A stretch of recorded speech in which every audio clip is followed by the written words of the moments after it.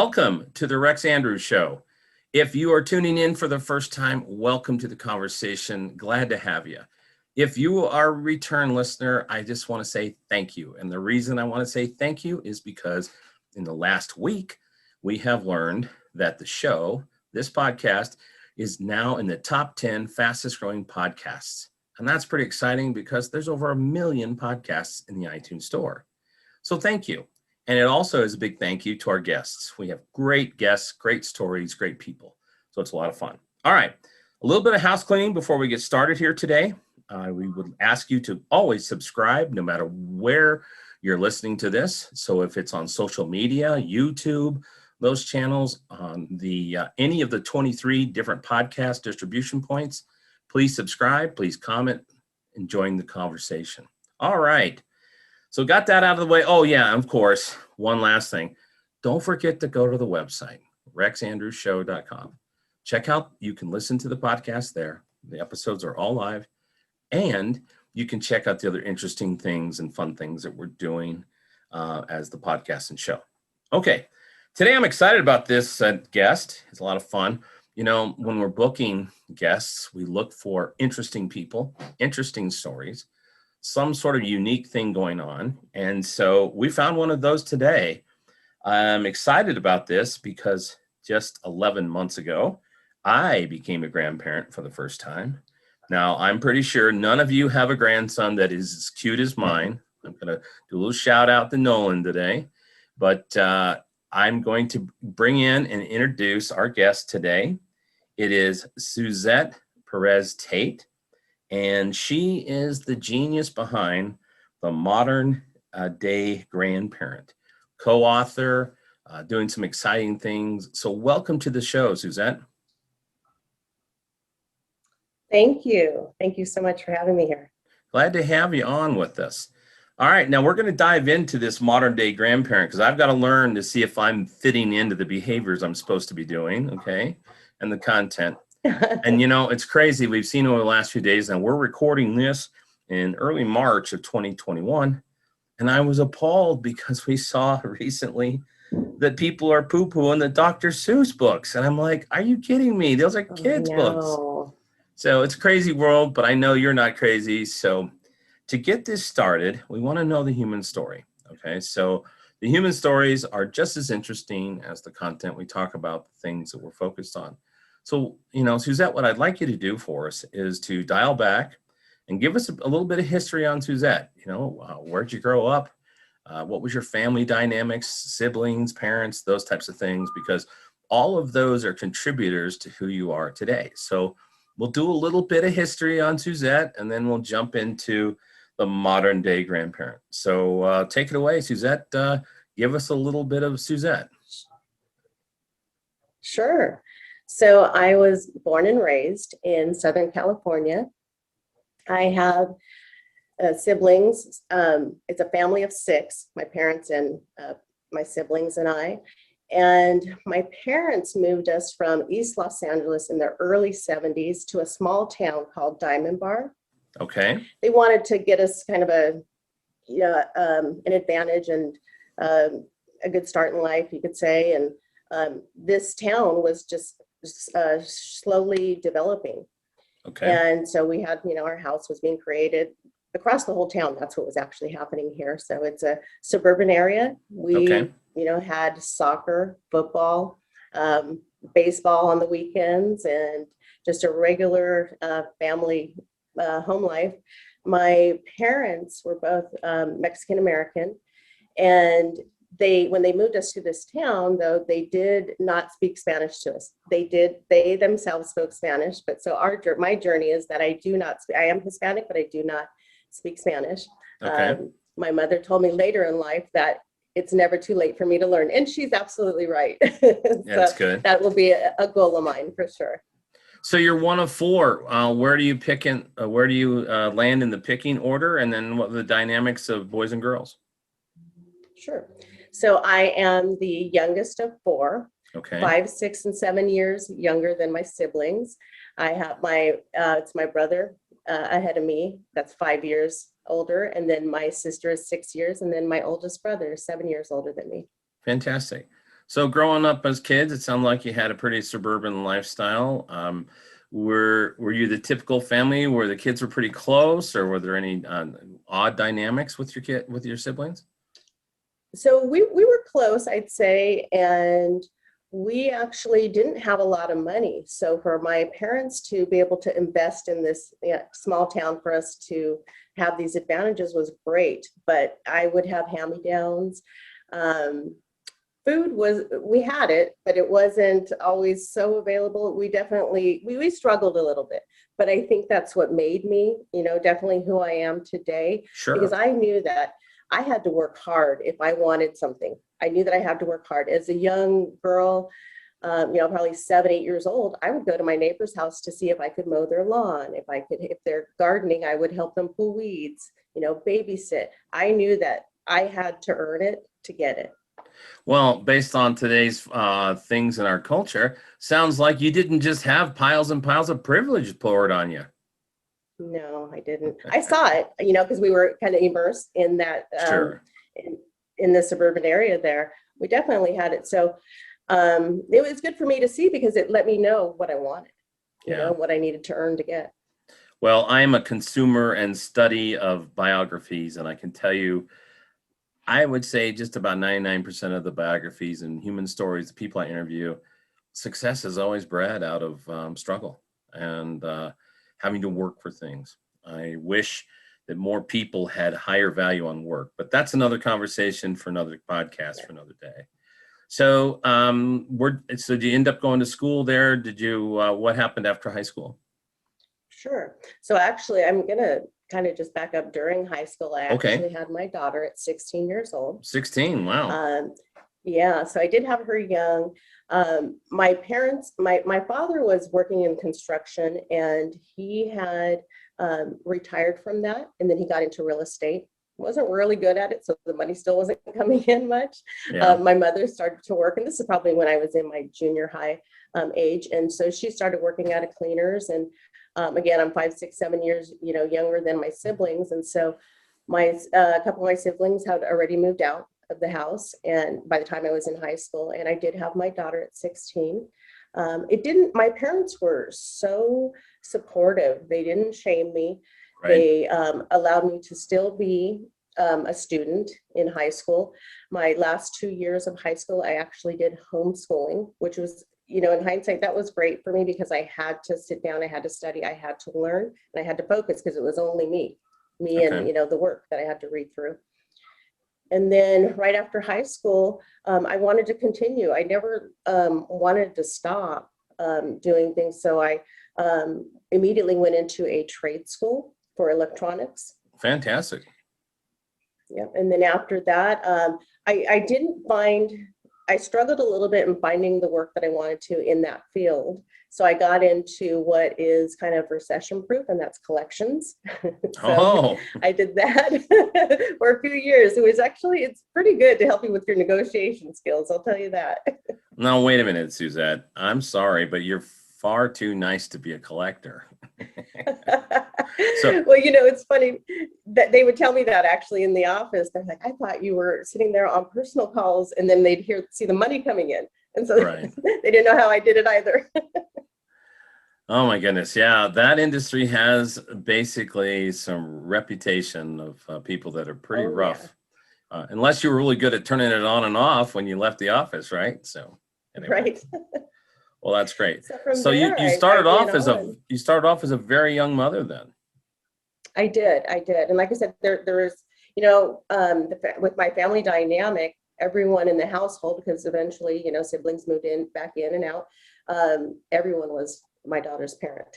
Wow. Now, my daughter's father and he wasn't necessarily my future. And so I'd say a couple of years later, I met a young man that was a little bit older than me.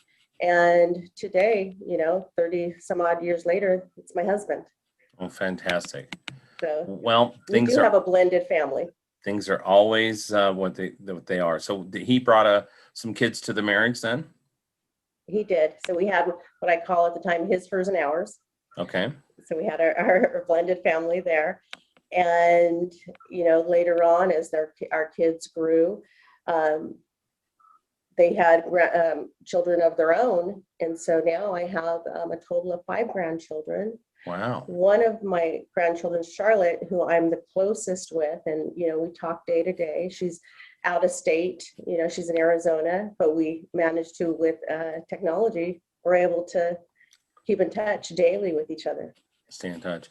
Well, it's great that it ended up as it did. You got a lot of people in your life that love you. And then when did this whole concept of the modern day grandparent start to surface? Because I got to know if I'm doing the right things here. Right. So when my granddaughter was probably around 4 years old, and we're, reading stories together. At one point when she started to see the images that are out there, she told her mom, "Nana's a grandma?" Kind of questionably, because the images that are out there are very one-dimensional, and it didn't look like me. Right. Our interactions, she didn't see that displayed in books. And I couldn't get the idea out of my head that, my gosh, something needs to be done about this. There's a void out there. This isn't how I look. This isn't our family dynamic. This isn't how we interact. And then I started to speak with friends and family and look at them and thought, well, my story is different from theirs. So, Sure. And their story is not being told either. Even strangers, the conversation and the topic of talking about your grandchildren is so easy to have, and it's just very flowing, but there was nothing that was relatable in the stories. So when I saw that, so eventually I, talked to a few people about my concept of wanting to create something that provides some diversity and inclusion, because like I said, it's one-dimensional, the character that you see today. Yeah, absolutely. And, I was just thinking about that when somebody uses the word grandparent. The grandmother is usually the gray-haired lady with the glasses, kind of hair up in a bun, Yes. kind of a frumpy dress, and bent over a little bit, and that's the picture of the grandmother. And the grandpa is the goofy guy with the sideburns, that are gray, and Yes. glasses, and maybe walks with a cane. And when I first became a grandfather, I was like, that doesn't look like me. Right. Yeah. And relate to it. And I got started a little later. My first daughter didn't come until I was 30, so I was married a little bit later in life and those types of things. And then we ended up having 5 kids in 9 years. So a big family, but even though I got started later, I still don't even think that in most cases, when I tell people I have grandkids, they're like, really? Because something about that bald head and those handsome debonair looks. Yeah, right. I got the face for radio. People don't think I'm a grandfather. So what did you start to do? I mean, did you start storyboarding this? I mean, how did it come together? So September of 2019, I believe it was. Mm-hmm. 2018, I'm sorry. So my mother had passed away in June. I kept telling her about this idea, and I hadn't done anything about it yet. And after she passed in June of 2018, I went out of town with my husband, and I happened to have my laptop with me. So as I came back, I just started putting a deck together of the concept and of what the characters would look like, what the topics would be about. And at that point, so I had something that was shareable. Okay. So I shared it with some people to say, what are your thoughts? What are your thoughts on this? And many people were, had very positive feedback and thought, wow, I can't believe it's never been done before. Because it's true, it hasn't been. And I still am kind of, puzzled by that as I see our story out there. And so about Christmas time of 2018, I finally, after talking with a couple of people, I connected with a person close to my family that actually is a writer, went to school for screenwriting. And so we started to meet up, and she's not a grandparent, but she definitely has older children where she could see it, that it could happen. So sure. With me having the stories and the concept and the content, we just collaborated together, and with her structure of stories, we were able to come together.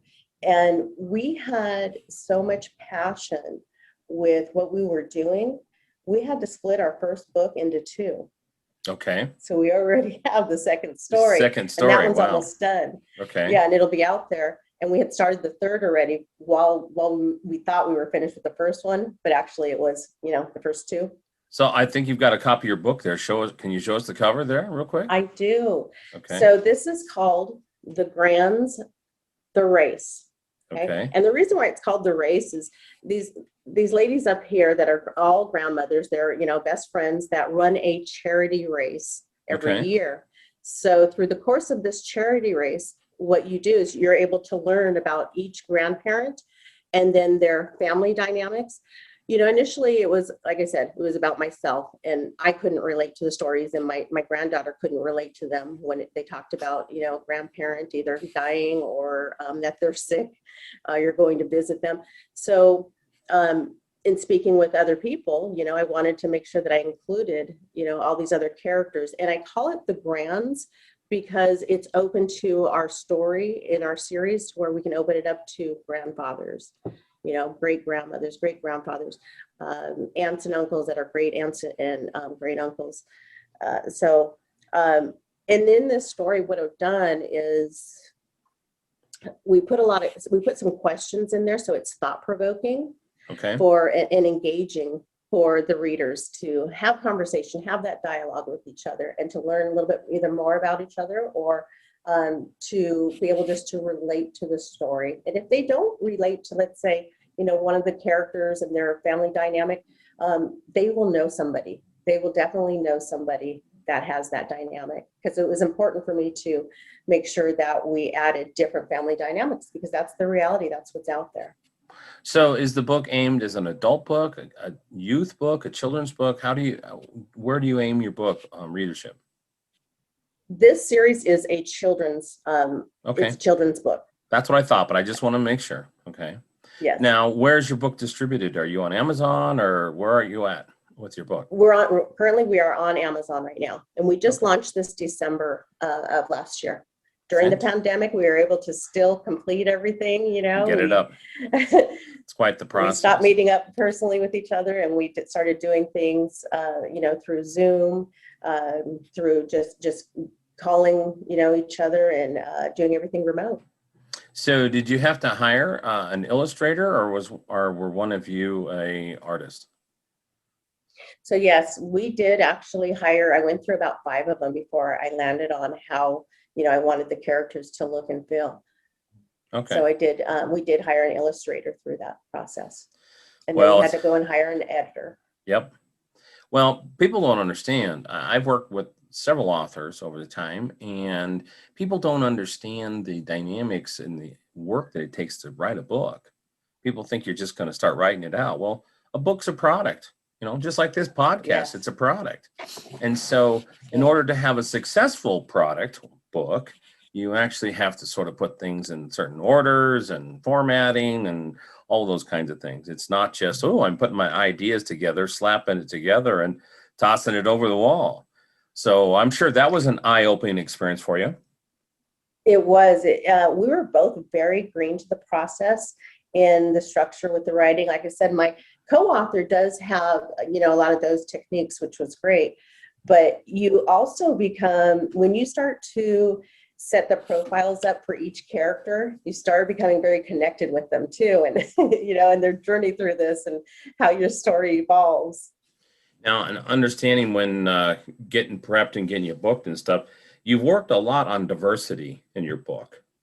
And, unfortunately, in the United States, our Western culture, we've been predominantly, and I'm not ever go politics or any of those kinds of things. That's just not my type of show. But, let's face it, our culture has been a white-oriented culture.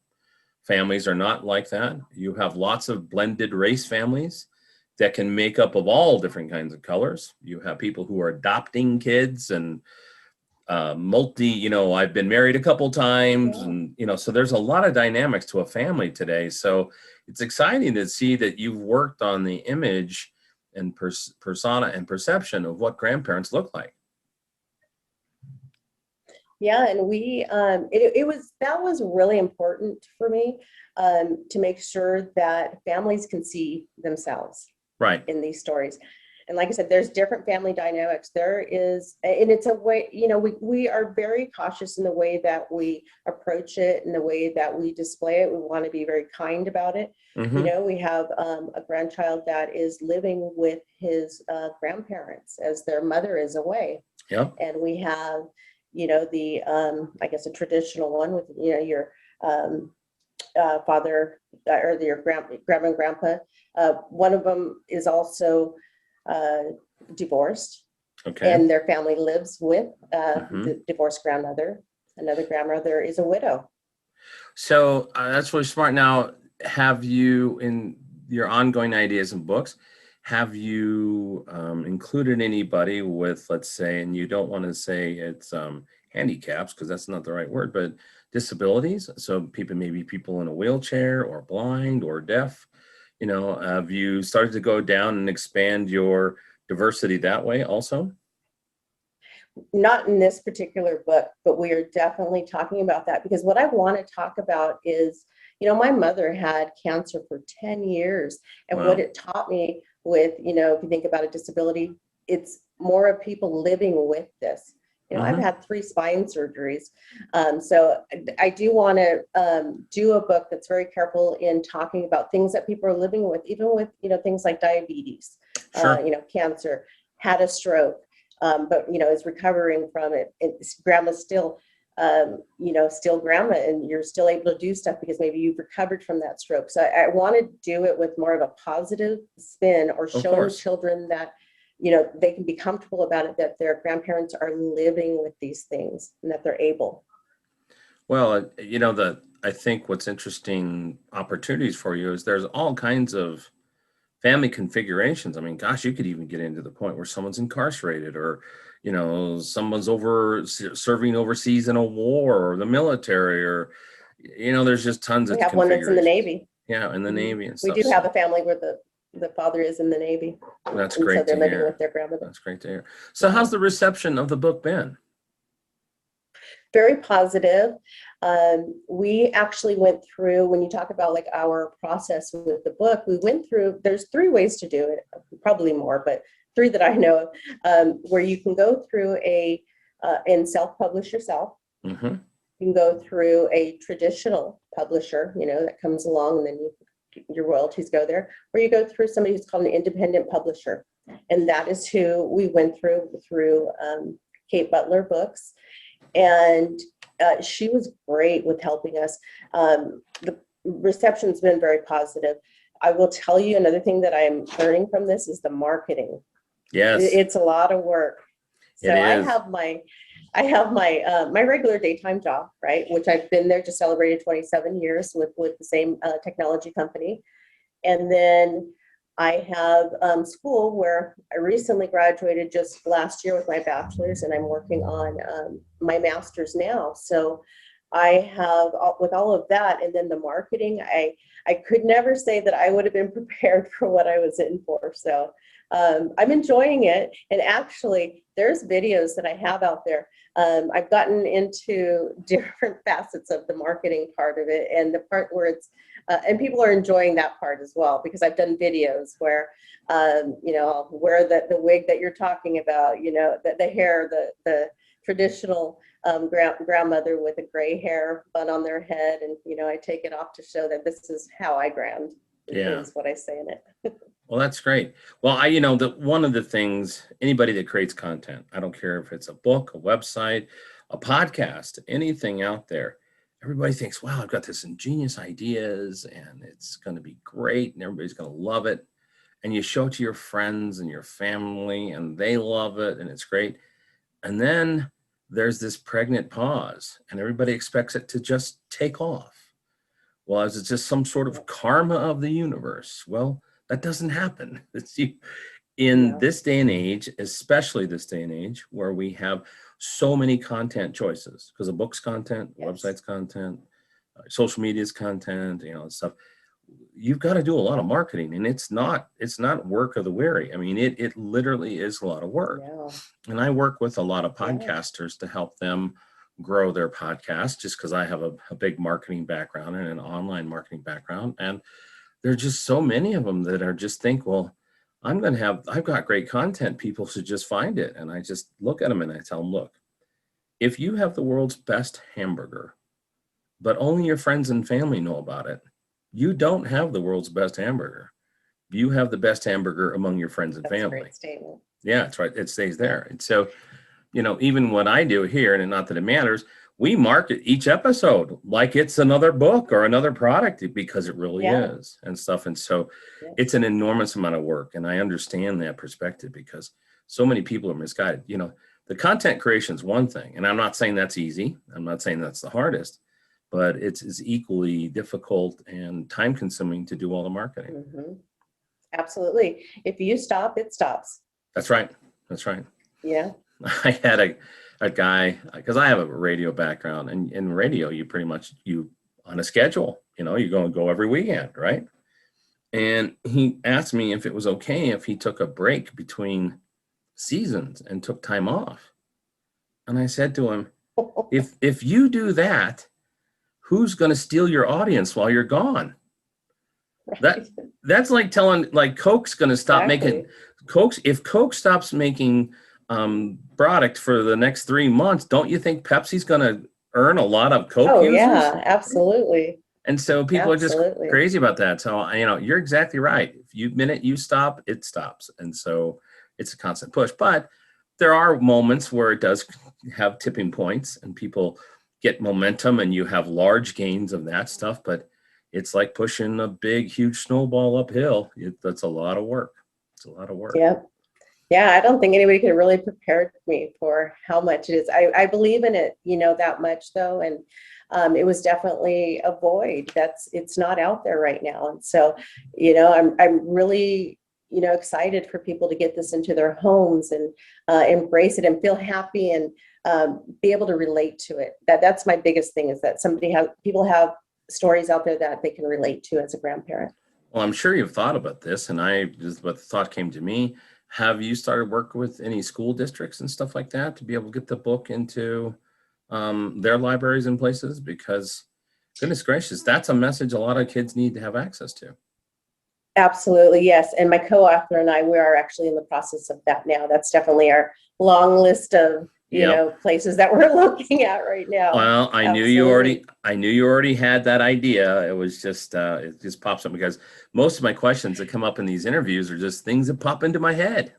Oh yeah. Well, and with COVID, with the quarantine, all of this, we've had to get creative with things that we're doing too. Yeah. So with the rest of the world, they're doing the same thing, and like a lot right now of virtual opportunity for us to do readings.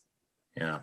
Well, it has changed a lot of things, that's for sure. And as we were talking before we came on, why would I ever get on an airplane anymore to have a business meeting? I can sit here in my home studio and we can yak and talk and share documents and share screens. It's a different world. Well, it's really exciting. I'm excited. And that's one of the reasons I wanted to get you on, because I've not seen this before. I think it's something that's much needed anywhere in the world, because the stereotypes are out there. They're decades and decades old. And the world's just not, the world's not configured like that anymore. And, we were talking about, you're saying, like some hints for things on, grandparenting. I think the greatest thing right now is that technology is so advanced right now that anything that you show from your childhood of things that you used to play, I was just telling my granddaughter about Kick the Can or Red Rover. She was asking me to tell her about when I was little. And so those are exciting for them, because they haven't heard about it ever. No, I mean, think about that. Now I'm pretty sure I'm older than you by a little bit, or maybe a decade or two. But, how about out in the summer nights, then it was getting dusk and you're out playing Kick the Can. Yes. Or Catch the Sardine and, Red Rover and things like that, or having jacks. My dad used to just throw fits. He'd walk through the house and step on jacks, and, or I show my kids pictures of 8-track tapes and like, what is that? Or cassette tapes. They're like, cassette Whoa. tapes for that matter. Yeah. So Yeah. no, it's a different world. And so I think you've modernized, and that's a great way to look at this, modernize the concept of grandparents. So you've got another book on the way, right? We do. So book 2, we are actually working through the edits on that. We're almost finished with the illustrations. We Okay. had, like I said, so much passion with book 1 that we were able to split it into 2. So we're almost done with that. That'll be releasing this year. And then book 3, we are targeting the beginning of 2022 for that one. And then we have more Fantastic. topics to continue. Yeah, like you don't have anything else to do, right? Right. Well, that's great. That is such a neat thing. And I'm excited that you shared that. And you shared your story, because your story contributes a lot to your books and your perspective, because, you know, while it does happen that there are girls out there that have, you know, babies when they're 15, 16 years old, still in school, but it changed the configuration of your family, because there aren't a whole lot of 30-year-olds who have a 16-year-old of their own, right? I mean, you know, Right. so it changes the dynamics. So it's been very, well, how insightful, how ingenious. I think it's wonderful. I want to thank you for coming on, and I want to stay in touch, because I'd like to have you come back and show us your new book when that comes out. Thank you. Would be happy to I have you appreciate guys it. do that. So it's the Grands, right? The Race. The Grand's the Race Okay, on and Amazon. it's on Amazon. Fantastic. You guys have a website up yet for your publishing? So we actually have our social media, which is on Instagram. Okay. It's the Grand's MDG. Okay. And then on Facebook, the Grand's Modern Day Grandparent. Okay. So what I'm going to do for you is, when we get this published up on the stores, on the app stores, we'll put those links in with the publishing, so people can find you. So that's fantastic. Thank you. What a great afternoon to be able to sit down and talk to you about this. What a great story. You know, the world needs more feel-good stories, Suzette. So I think this is one of those. I mean, if you want to get upset and you want to get worn out, oh my goodness, just turn on any news channel or go to any social media and you can find all the yuck you want. And I think it's great that what you're doing, even in these turmoil times where a lot of people are getting pretty upset about a lot of different topics with race and counterculture and those types of things. And I don't ever get into that, but I think you're doing something that helps educate people. And I think that's fantastic. Thank you. All right. Well, thanks for coming on. We're going to call this episode it for today. It's been great to have Suzette Perez Tate with us today, the genius behind the modern day grandparents. Make sure you go to Amazon and get the books and look for the links on the publication of this episode. So until next time, this has been the Rex Andrews Show. Oh, wait, I almost forgot something, Suzette. Now, if anybody, oh man, I almost derailed myself. All right, so everybody in this world, we have this concept called a bucket list, right? We want things we want to do. I'm going to go swim with the dolphins, or, you know, that kind of stuff. But then there's an opposite list, right? And it rhymes with bucket, starts with an F, but I don't ever going to say that. It's the things you don't want to do, right? The F list. So what is something that Suzette never wants to do? Oh my goodness, something that I never want to do. Let's see, we've learned a lot about you today, so this actually helps to learn a little more. What's something you never want to do? You know what? I love my son, but I do not want to go on a long road trip with him, because he's kind of instantaneously for the things that he wants to have happen. So yeah, so I think a long road trip with him. So that's torture, huh? Yes. Okay, that's great. Great to know that. Well, you've been a gracious guest with your time. Appreciate that. So this has been the Rex Andrews Show. Always go to our website and look for the podcast, the links, and the cool stuff that we're doing. So that's rexandrewshow.com. And until next time, I just have 3 things to say. Be bold, be safe, and make it a great day.